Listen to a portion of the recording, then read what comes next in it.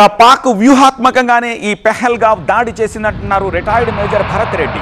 పాక్ ప్రజలకు ఆర్మీ పాలన నచ్చట్లేదని, ఎక్కడ తిరుగుబాటు వస్తుందోననే ఉద్దేశంతో భారత్తో కవ్వింపు చర్యలకు దిగుతుంది అన్నారు. చైనా అండతో యుద్ధం చేయాలని కోరుకుంటుంది అన్నారు భరత్ రెడ్డి. మరింత సమాచారం మా కరెస్పాండెంట్ శ్రవణ్ అందిస్తారు.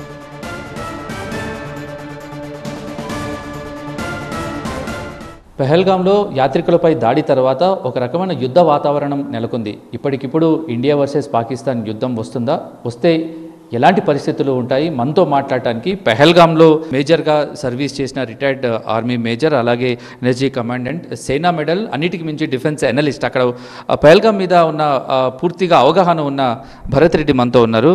భరత్ రెడ్డి గారు, జనరల్గా ఈ యాత్రికుల మీద అటాక్లు అనేవి బేసిక్గా జరగవు. ఎందుకు పెహల్గాంలో టూరిస్టులను టార్గెట్ చేశారు టెర్రరిస్టులు? కేవలం లాస్ట్ ఇయర్ 1.4 crore పీపుల్ వెళ్ళారు. పాకిస్తాన్ కశ్మీర్ని కంట్రోల్ చేయాలంటే, పాకిస్తాన్ కశ్మీర్లో లోకల్ యూత్ని రిక్రూట్ చేయాలంటే అక్కడ ఎంత పావర్టీ ఉంటే వాళ్ళకి అంత మేలు. అండ్ ఈ టూరిజం పెరగడంతో అక్కడ లోకల్ యూత్కి ఇప్పుడు ఉద్యోగాలు దొరకడంతో, డబ్బులు సంపాదించుకోవడంతో అక్కడ లోకల్ యూత్ ఇప్పుడు అపోజ్ అయిపోయారు. సో దీనికి అంతకీ పాకిస్తాన్కి ఏం కావాలి? పాకిస్తాన్కి కశ్మీర్లో టూరిజంని చంపితేనే, బ్లాక్ చేస్తేనే కశ్మీర్ మళ్ళీ వాళ్ళ కంట్రోల్లోకి వెళ్తుంది. కాబట్టి గత 30 ఏళ్లుగా ఎన్నడూ లేనిది ఈసారి ఫస్ట్ టైం వాళ్ళు టూరిస్ట్ని ఎంచుకొని టూరిస్ట్ని టార్గెట్ చేసి టూరిస్ట్ చంపారు. Is really Pakistan wants India to have a fight with them? I don't think they want a full-fledged, full blown war. కానీ బలూచిస్తాన్లో వాళ్ళకి ఇన్సర్జెంట్ ప్రాబ్లం ఏదైతే ఉందో, వాళ్ళ సొంత జవాన్లు బలూచిస్తాన్లో పోరాడడానికి వెనకకు వస్తున్నారో, సింధ్లో కూడా, నార్త్ వెస్ట్ ప్రొవిన్సెస్లో కూడా, ఐసిస్ పరంగా కూడా, ఆఫ్ఘనిస్తాన్ పరంగా కూడా, ఆర్థిక సంక్షోభ పరంగా కూడా ఇవాళ ఎన్నడూ లేని రీతిని మీరు చూసుంటారు. ఈ సంక్షోభం నుంచి వాళ్ళు బయటపడాలంటే బయట ఒక బూచిని వాళ్ళు చూపెట్టాల్సిందే. ఆ బూచి వాళ్ళకున్న ఏరియాలో కేవలం ఇండియా మాత్రమే. ప్రస్తుతానికైతే వాళ్ళు తమ ఇంటర్నల్ రెవల్యూషన్ ఏదైతే జరగబోతోందో దాన్ని మాత్రం డైవర్ట్ చేసుకుంటారు.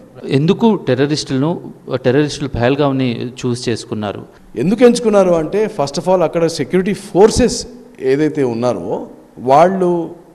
వాళ్ళ కాన్సన్ట్రేషన్ తక్కువ. అక్కడ కేవలం ఒక ఆర్ఆర్ బెటాలియన్ ఉందంటే ఆ ఆర్ఆర్ బెటాలియన్ కూడా వాళ్ళ ఆపరేషన్స్ చూసుకుంటారు. పోలీస్ పరంగా చూస్తే కూడా పెహల్గాంలో కేవలం ఒక చిన్న పోలీస్ స్టేషన్ ఉంటుంది అంతే. So they already know that the security forces, ఎందుకంటే security forces concentration is towards the western north.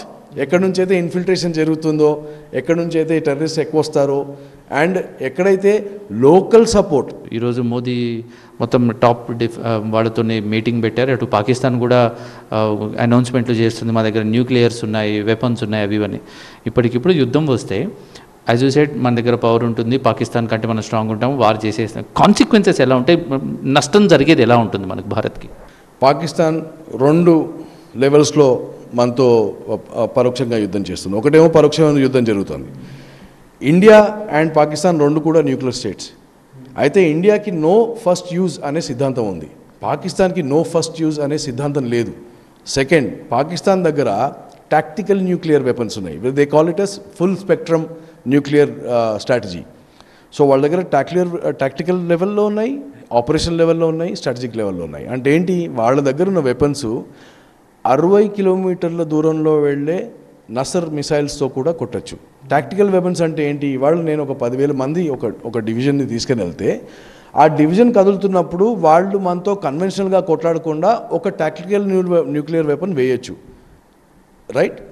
So ఇది ఓవరాల్గా పరిస్థితి. ఖచ్చితంగా పెహల్గాంలో జరిగిన దాడి పాకిస్తాన్ చాలా వ్యూహాత్మకంగా జరిగిన దాడి.